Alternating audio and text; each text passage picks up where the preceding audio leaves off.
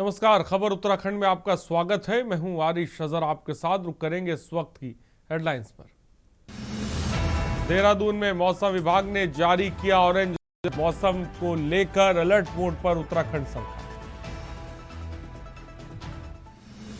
देहरादून मुख्य सचिव ने की समीक्षा, जमरानी नासौंग बांध परियोजना की समीक्षा, दोनों प्रोजेक्ट समय पर पूर्ण करने के निर्देश।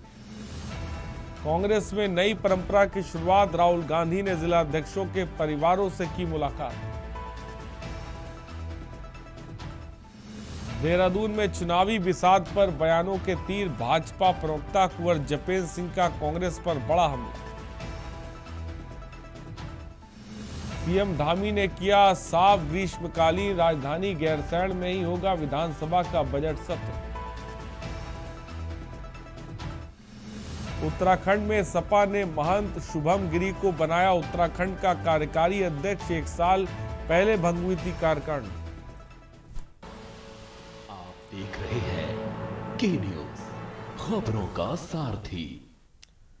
और हरिद्वार से खबर आपको बता रहे, केंद्रीय गृह मंत्री के दौरे का आज दूसरा दिन। दौरे के दूसरे दिन के प्रवास को माना जा रहा अहम।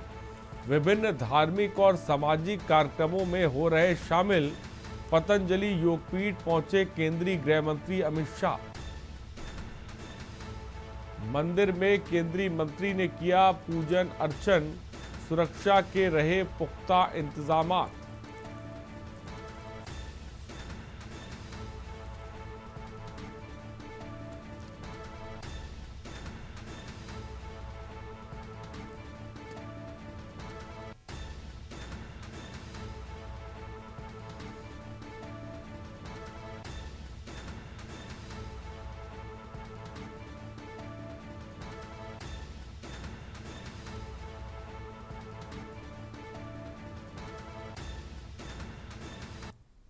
और देवभूमि उत्तराखंड में अवैध अतिक्रमण पर रार थम नहीं रही। राज्य में अभी वन भूमि पर हुए अवैध अतिक्रमण पर धामी सरकार का बुलडोजर चल रहा है, जिसके चलते उत्तराखंड में अतिक्रमण हटाने के विशेष अभियान जोरों पर है। वहीं उत्तराखंड में लगातार जमीनी विवाद को लेकर सुर्खियों में रहने वाले गदरपुर विधायक अरविंद पांडे की मुश्किलें एक बार फिर बढ़ती नजर आ रही हैं। रिपोर्ट देखिए। उत्तराखंड में लगातार जमीनी विवादों को लेकर सुर्खियों में रहने वाले गदरपुर विधायक अरविंद पांडे की मुश्किलें एक बार फिर से बढ़ती हुई नजर आ रही हैं। प्रशासन ने अरविंद पांडे के कैंप कार्यालय को अवैध अतिक्रमण मानते हुए नोटिस जारी कर 15 दिनों के भीतर हटाने के निर्देश दिए हैं। इसके लिए तहसील प्रशासन की टीम विधायक अरविंद पांडे के आवास पर पहुंची, जहाँ उनके बेटे को नोटिस थमाया गया। पूर्व कैबिनेट मंत्री व गदरपुर विधायक पांडे की कुछ दिनों से मुश्किलें बढ़ती ही जा रही है। कभी उन पर लोगों की जमीनें कब्जाने का आरोप लग रहा है, तो कभी भूमाफियाओं को संरक्षण देने का आरोप लग रहा है। अब गदरपुर तहसील प्रशासन ने कूड़रभोज स्थित उनके आवास में पहुंचकर के बेटे अतुल पांडे को नोटिस थमाया है। इस नोटिस में नैनीताल हाईकोर्ट में दायर याचिका 192/2024 सुनील यादव बनाम उत्तराखंड सरकार का हवाला दिया गया है, जिस पर विधायक अरविंद पांडे ने अपनी चुप्पी तोड़ अतिक्रमण पर गरीबों को न उजाड़ने की गुहार मुख्यमंत्री से लगाई है। वहीं पार्टी कई विधायक व पूर्व मुख्यमंत्री उनके साथ खड़े दिखाई दे रहे हैं। ऐसे में विपक्ष को एक नया मुद्दा जरूर मिल गया है।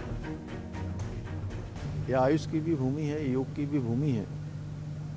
इसका मूल स्वरूप बना रहे हमारा संकल्प है, और इस संकल्प को लेकर हम लगातार काम कर रहे हैं। अवैध रूप से अतिक्रमित की हुई जमीनें और उसमें बनाई हुई अवैध संरचनाएं, उन सबको कानूनी दृष्टि से हटाना, यह हमारा संकल्प रहा है। यहाँ की डेमोग्राफी, यहाँ के सांस्कृतिक मूल्य किसी भी कीमत पर खराब नहीं होने। लेकिन मैं तो इतना कह सकता हूँ कि मैं जनता का नौकर हूँ।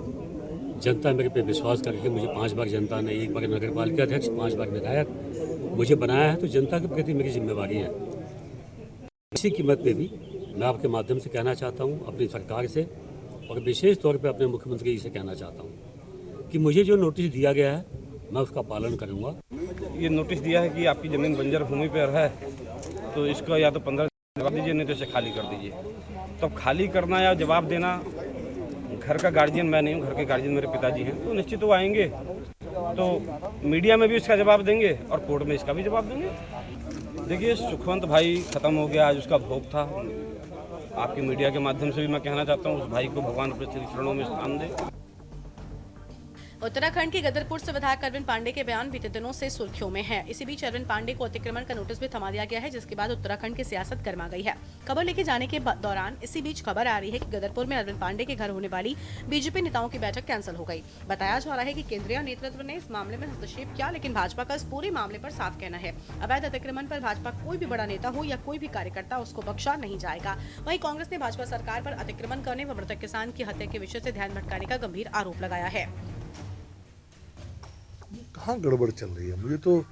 मैं तो पार्टी का एक प्रमुख व्यक्ति हूँ, विधायक हूँ और वरिष्ठता क्रम में भी ठीक ठाक हूँ, तो मुझे तो कोई गड़बड़ दिखाई नहीं पड़ती। मीडिया को कहाँ दिखाई पड़ती मेरी समझ में नहीं आता कि उनको कहाँ से गड़बड़ दिखाई पड़ती है। ऑल इज़ वेल, सब बढ़िया है। आप हमारे पांडे जी भारतीय जनता पार्टी के बहुत वरिष्ठ कार्यकर्ता हैं, बहुत सीनियर विधायक हैं, मंत्री रहे हैं। उन्होंने, मुझे लगता है कि जमीन का तो नहीं किया, अतिक्रमण उन्होंने अपनी जो पार्टी है उनमें जो उनका दायित्व है वो उनको दायित्वहीन किया हुआ था। वो अतिक्रमण उन्होंने पार्टी से बाहर जाकर पार्टी के खिलाफ कुछ बोला, उसके कारण के आवाज पर ये नोटिस चस्पा किया है। बात ये है कि अरविंद पांडे का ये पहला मामला नहीं है। जब भूमि कब्जाने के मामले पर उनके खिलाफ शिकायत दर्ज हुई, वो और उनके परिजनों के खिलाफ कई जो है शिकायतें प्राप्त हुई हैं, लेकिन अभी तक कोई कार्रवाई नहीं हुई। और उनके पुत्र का कहना है कि जिस मकान पे कब्जे की बात हो रही है उसके आसपास की जमीन पे वो 11 साल हो गए उसको बने हुए। देखिए, अगर कार्यवाही करी जाती है तो भी भारतीय जनता पार्टी गुनहगार, कार्यवाही नहीं करी जाती है तो भी भारतीय जनता पार्टी गुनहगार। अगर किसी भी प्रकार का अतिक्रमण कहीं पर भी पाया जाता है तो अभी आपने देखा होगा, जब से धामी जी मुख्यमंत्री बने हैं तब से 1000 से ज्यादा हमारी सरकारी जमीन एकड़ को खाली कराया गया है। वहीं विधायक के समर्थकों का मानना है कि ये विधायक अरविंद पांडे को फंसाने की साजिश है। इस बंजर भूमि में 10 साल से कैंप कार्यालय चल रहा है। इसी कैंप कार्यालय से उन्होंने पूर्व में कई अधिकारियों के साथ बैठक भी की है। अचानक से उक्त भूमि को अवैध बताकर अतिक्रमण हटाने का आदेश जारी करना कुछ दिनों से चल रहे खेल का पार्ट है। ऐसे में हो सकता है आगे भी विधायक के खिलाफ कोई नया मामला ना सामने आ जाए। कुल मिलाकर धामी सरकार अवैध अतिक्रमण को हटाने के लिए सख्ती बरते है। ऐसे में अपनी ही पार्टी के मौजूदा विधायक के अवैध अतिक्रमण हटाने को नोटिस दे दिया गया है। ऐसे में धामी का यह एक्शन अपने विधायक पर कब देखने को मिलेगा, लेकिन उससे पहले ही पार्टी के दिग्गज धामी के एक्शन से पहले गदरपुर विधायक पांडे के साथ दिखते जरूर नजर आ रहे हैं। ऐसे में इसके क्या राजनीतिक मायने हो सकते हैं, इस पर राजनीति बेहद गर्म है। Uttarakhand desk report. और आगे बढ़ते हैं रुड़की से, जहां बच्चों की मामूली कासूनी ने पूरे गांव को जंग का मैदान बना दिया। छतों से ईंट पत्थर बरसते रहे, लाठी डंडे चले और देखते ही देखते माहौल हिंसक संघर्ष में तब्दील हो गया। घटना मंगलवार को बताई जा रही है, जिसका वीडियो सोशल मीडिया पर वायरल है। ये मामला रुड़की के पिरान कलियर थाना क्षेत्र का है।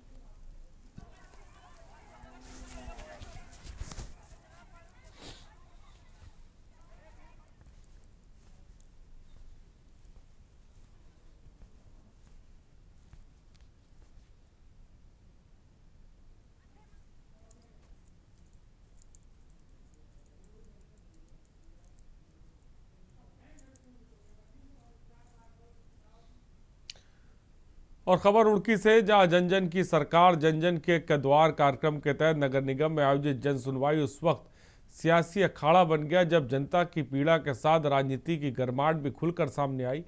पानी, नाले और अतिक्रमण के सवालों ने पूरे शिविर को झंझोर कर रख दिया और नगर निगम रुड़की द्वारा वार्ड नंबर 1 शेरपुर और 2 आदर्श नगर के लिए आयोजित जन सुनवाई शिविर में मेयर अनीता अग्रवाल और मुख्य नगर आयुक्त राकेश चंद तिवारी ने अधिकारियों के साथ जनता की समस्याएं सुनी।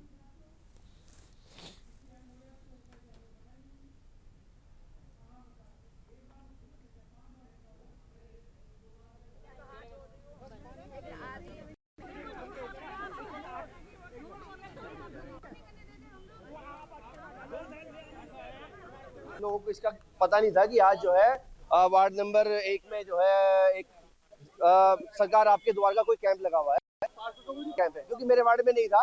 तो हमारे वार्ड की जो है जनता तरस है पिछले काफी समय से, आपको पता है जब से बारिश हुई है। तो हम लोगों ने जो है मिलके ये था कि आज जाके जो है नगर निगम में माननीय मेयर को और नगर आयुक्त को एक जो है सामूहिक देंगे। आज हमने नगर निगम की तरफ से नई पहल शुरू करी है जनता के द्वार। तो वार्ड नंबर 1, वार्ड नंबर 2 से हमने स्टार्ट किया है और हर वार्ड में हम हर महीने के फर्स्ट थर्सडे को हम लोग वहाँ पे वार्ड में रखेंगे। तो आज सुबह से हमारे पास में कम से कम भी 20-25 लोग समस्या लेके आ गए। 1 और 2 नंबर वार्ड की आज पूरी समस्या के सुनने के लिए आज पूरा स्टाफ मौजूद था और पूरा जो है तरीके से सब काम चल रहा था। समस्याएं सुनी जा रही थी और सबका समाधान तुरंत हो रहा था। लेकिन कुछ आदमी आके उसको खराब करना चाह रहे थे, करने की कोशिश करी, लेकिन होता है ऐसा, कोई ऐसी बात नहीं है। एक तो बबलू भाई आपका बहुत बहुत धन्यवाद और ऊपर से नगर निगम के सभी जो यहाँ पे आज कर्मचारीगण, अधिकारीगण, माननीय मेयर साहब जो पधारे हैं आदर्श नगर वासियों के बीच में, इनकी समस्याएं सुनने के लिए इनका भी बहुत बहुत धन्यवाद। और देखिए, चुनाव के बाद जो वादे किए जाते हैं वो सारे तो पूरे नहीं होते, मगर कुछ कुछ जो काम होते हैं वो तुरंत उसी के निस्तारण के लिए आज ये कैंप लगाया गया है। और हमारे वार्ड से सबसे बड़े जो बिंदु निकल कर आया है, एक तो हमारा जो नाला है उसका चौड़ीकरण का मामला है। और रुद्रपुर से बड़ी खबर सामने आई। कांग्रेस विधायक तिलकराज भेड़ के पुत्र सौरभ भेड़ पर हुए हमले को लेकर बड़ा खुलासा हुआ। विधायक तिलकराज भेड़ ने स्वयं प्रेस वार्ता कर बताया कि हमला किसी राजनीतिक या आपराधिक साजिश का हिस्सा नहीं है, बल्कि पारिवारिक रंजिश के चलते सौरभ भेड़ ने अपने ऊपर खुद को ही हमला करवाया था। इस खुलासे के बाद पूरे क्षेत्र में हड़कंप है।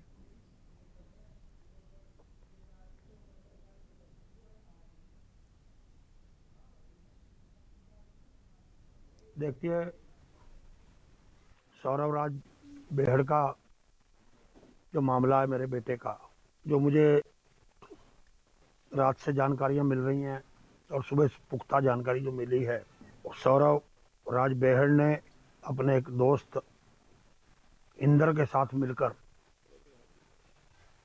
स्वयं ही षड्यंत्र रचा है। और जो जानकारी मिली है, इंदर के परिवार के लोग सारे परिवारों को लेकर आज सुबह मुझसे मिलने भी आए थे। इंदर को उसने कहा कि मेरे साथ कुछ करा दो, कोई घटना। अच्छा होता इंदर हमें बता, गौरव को बता देता तो शायद ये नौबत नहीं आती। और सरकारी भूमि पर लगातार अवैध अतिक्रमण पर धाकड़ धामी का एक्शन जारी है। वहीं हाल ही आंकड़ों के अनुसार अब तक देश में 572 अवैध मज़ारों को ध्वस्त किया गया है। मुख्य बात यह है कि अवैध मज़ारों के ध्वस्तीकरण में किसी भी प्रकार के मानव अवशेष नहीं पाए गए, जिससे अतिक्रमण करने का उद्देश्य भी जताया जा रहा है, जिसको लेकर मुख्यमंत्री धामी द्वारा अवैध अतिक्रमण पर वक्फ पंजीकरण के जांच के आदेश दे दिए गए।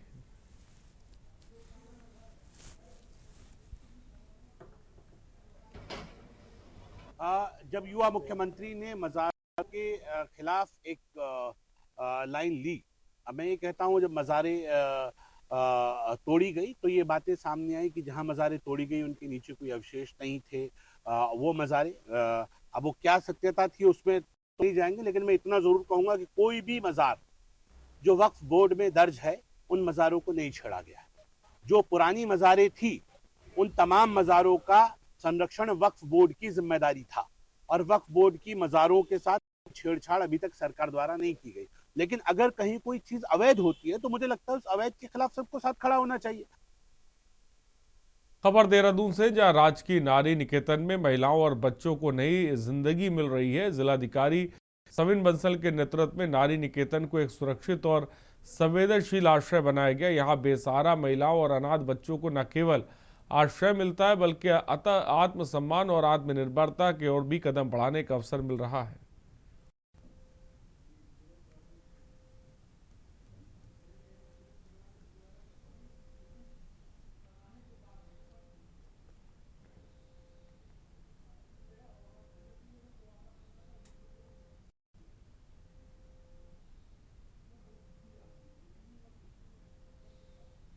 जितने भी हमारे अनाथ हैं, परित्यक्त हैं और इस तरह के बेसहारा जो महिलाएं हैं या इस तरह से बच्चे जो हमें मिलते हैं, तो फिर माननीय मजिस्ट्रेट्स के आदेश से उनको यहाँ रखा जाता है और हमारी सरकार के द्वारा इसमें पूरा उनके रहने की, भोजन की, पोषण की, स्वास्थ्य की और उनकी शिक्षा की सारी व्यवस्था देखी जाती है। और खबर देहरादून से, जहां प्रयागराज में चल रहे माघ मेले के दौरान शंकराचार्य स्वामी अवमेघनेश्वरानंद को रथ से जाकर संगम स्नान करने से रोकने के बाद नई विवाद ने जन्म ले लिया। आपको बता दें कि प्रयागराज के साथ साथ ये विषय अब उत्तराखंड में भी पैर पसारता हुआ नजर आ रहा है। देवभूमि के तीर्थ पुरोहित सहित अन्य संत समाज भी भाजपा पर हमला करते नजर आ रहे हैं।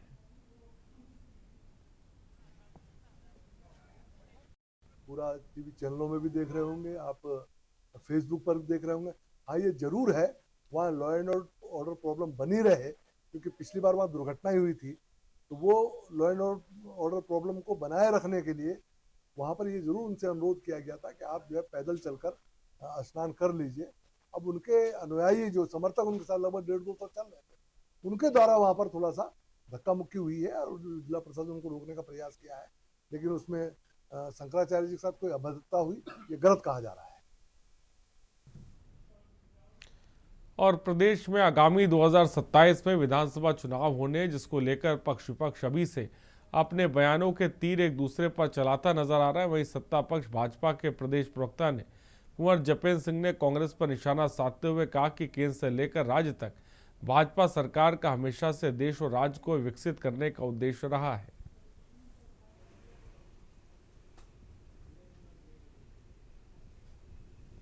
भारतीय जनता पार्टी का, केंद्र सरकार का, राज्य सरकार का देश को विकसित करने का जो प्रण है, तो कांग्रेस ने तो ना ये प्रण कभी लिया और ना कांग्रेस इस प्रण को लेने में सक्षम है, क्योंकि कांग्रेस ने हमेशा से ही तुष्टीकरण की राजनीति, भ्रष्टाचार की राजनीति, देश को तोड़ने की राजनीति, देश को कमजोर करने की राजनीति की है। और वहीं 2014 के बाद से इस देश की दिशा बदल चुकी है।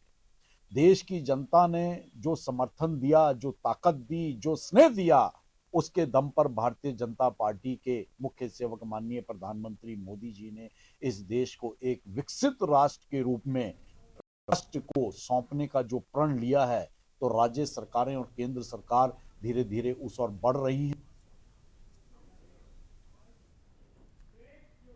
रुकते एक ब्रेक के लिए, जल्द और ब्रेक के बाद आपका स्वागत है। खबर हरिद्वार से, जहां भारत के गृह मंत्री अमित शाह 2 दिवसीय दौरे पर हरिद्वार में हैं, जहां वे जूना पीठाधीश्वर स्वामी अवधेशानंद गिरी से मुलाकात करने उनके कनखल स्थित हरिहर आश्रम पहुंचे, जहां उन्होंने जूना पिता आदिश्वर अवधेशानंद गिरी का आशीर्वाद दिया। इसके बाद अमित शाह रात शाम के लिए पतंजलि योगपीठ रवाना हुए और मुलाकात के बाद पत्रकारों से वार्ता करते हुए स्वामी अवधेशानंद गिरी ने बताया कि उनके आश्रम पहुंचे गृहमंत्री अमित शाह के साथ उनकी देश, सनातन और धर्म को लेकर चर्चा हुई।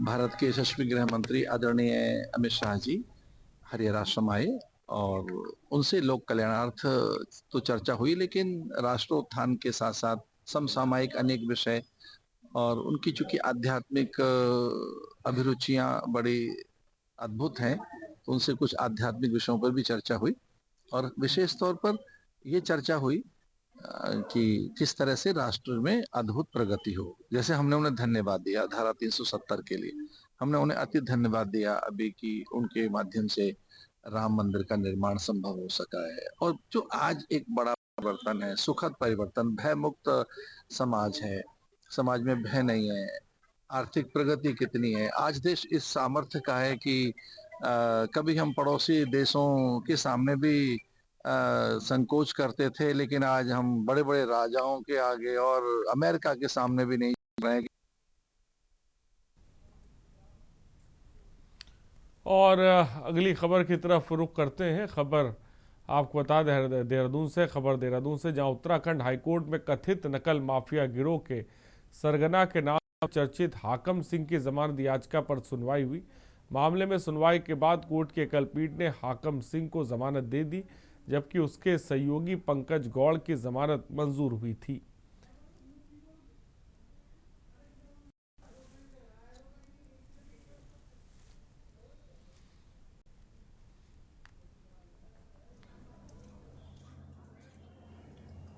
नहीं, हाकम सिंह का जहाँ तक सवाल है, हाकम सिंह को इस केस में हाकम सिंह का दूर तक कोई रिश्ता नहीं था। जबरदस्ती उसको इस केस में रोप इन किया। आप ये बताओ कि हाकम सिंह ना यूके SSSC का चेयरमैन है, ना वो सेक्रेटरी है, ना वो प्रिंटर है, ना वो ट्रांसपोर्टर है, वो कुछ भी नहीं है। वो कैसे कर लेगा भाई? एक हाकम सिंह को आप सिंगल आउट कर रहे हैं, तो हाकम सिंह का कहाँ कंट्रोल है इसमें? तो इसका मतलब एक पॉलिटिकली उस बेचारे को बार बार एक बार मान लिया जाए इन्होंने भाई जब तक अथॉरिटी नहीं करेगी हाकम सिंह तो कुछ नहीं कर सकता, जब कुछ हुई नहीं।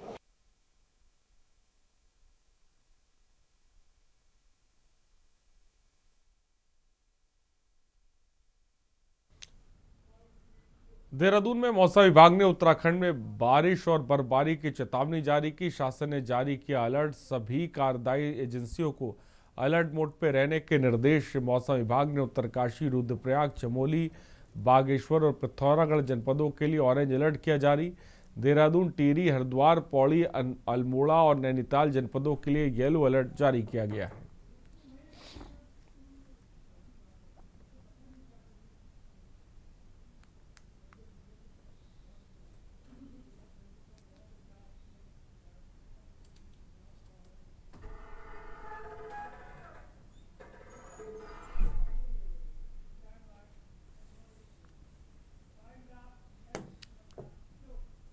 और खबरों में फिलहाल इतना ही। बने रहिए हमारे साथ और आगे देखिए मंथन। नमस्कार।